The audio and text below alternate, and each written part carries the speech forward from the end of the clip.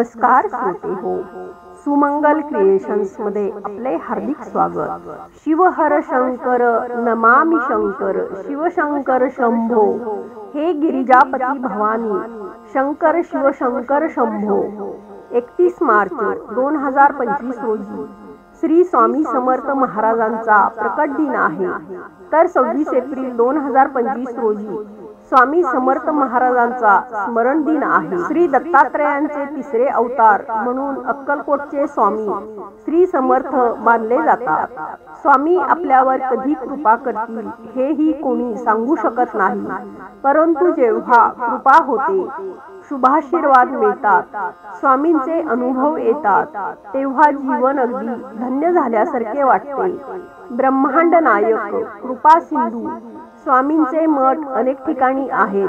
केवळ महाराष्ट्रातच नाही तर देश विदेशात स्वामींचे मठ असल्याचे पाहावयाला मिळते।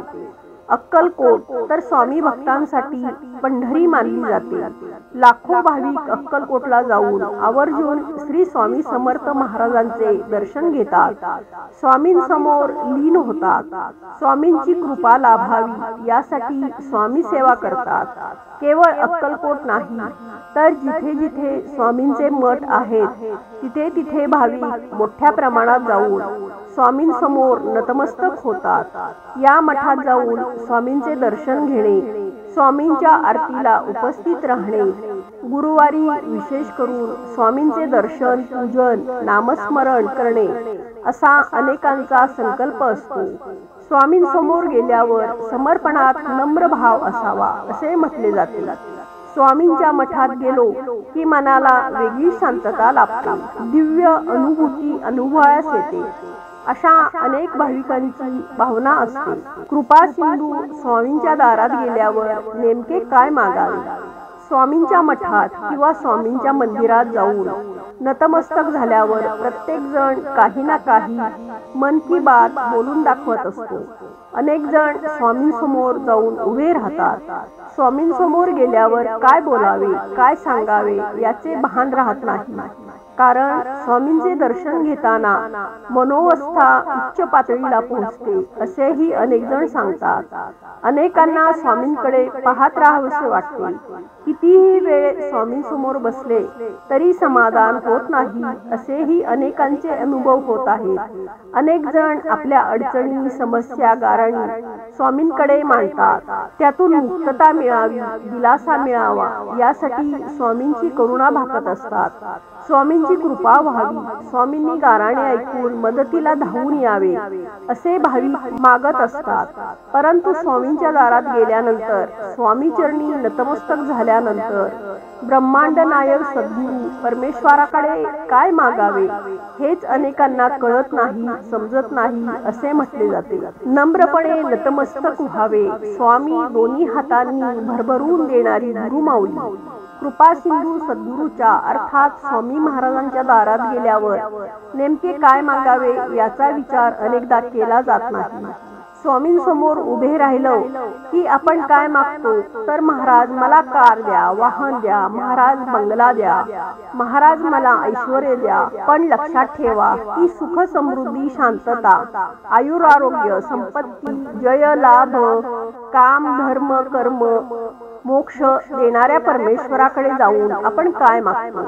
जो ऐश्वर्याचा अधिपती आहे, जो ब्रह्मांडांचा नायक आहे, त्या नायकाच्या दारात जाऊन काय मागावे हे आपल्याला कळले पाहिजे असे सांगितले जाते। स्वामी दोन्ही हातांनी भरभरून मनमोकळेपणाने देणारी माऊली आहे, त्यामुळे खुद्द स्वामी देणार असतील तर नेमके काय मागावे याचा विचार प्रत्येकाने केला पाहिजे आणि तसे आचरणही केले पाहिजे।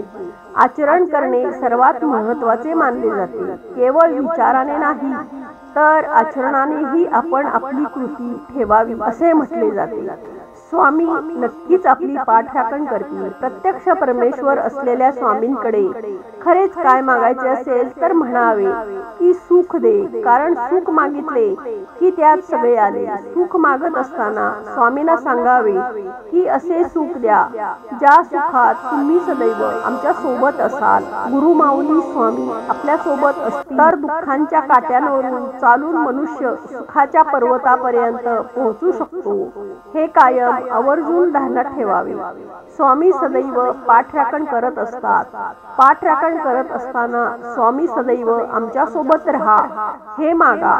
स्वामी नक्कीच आपली पाठराखण करतील. स्वामींवर अपार श्रद्धा आणि दृढ विश्वास ठेवा.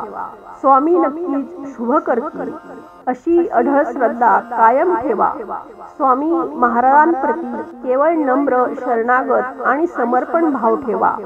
स्वामींवरील निष्ठा आणि श्रद्धा कधीही कमी होऊ देऊ नका. स्वामींवर विश्वास ठेवून सतत नामस्मरण, स्वामी सेवा करत रहा. सर्वांना श्री स्वामी समर्थ प्रकट दिनाच्या हार्दिक मंगलमय शुभेच्छा. श्री स्वामी समर्थ. जय जय स्वामी समर्थ.